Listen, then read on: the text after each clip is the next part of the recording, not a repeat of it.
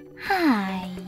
In front of me is SONY Xperia 5 Mark V, and today I would like to show you how you can add audio or video files to text message.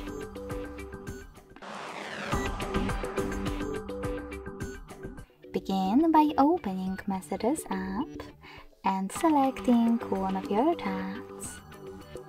Now, to add an audio file, tap on this plus at the bottom left corner.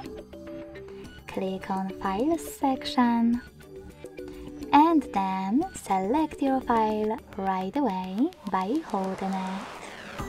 You can click on Audio filter at the top to make it easier. Select one of those apps, or click on those three lines at the top left corner and hit one of those sources. Wherever you decided, after locating your file and holding it, just click on Select at the top right corner.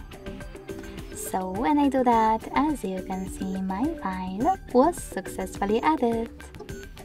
If you want to add a video on, click on Gallery section instead. Click on your video right away over here, or click on Folders and select it from here. As you can see, after that, my video was successfully attached. Thanks so much for watching. If you enjoyed this video, don't forget to leave a like, comment and subscribe. Bye!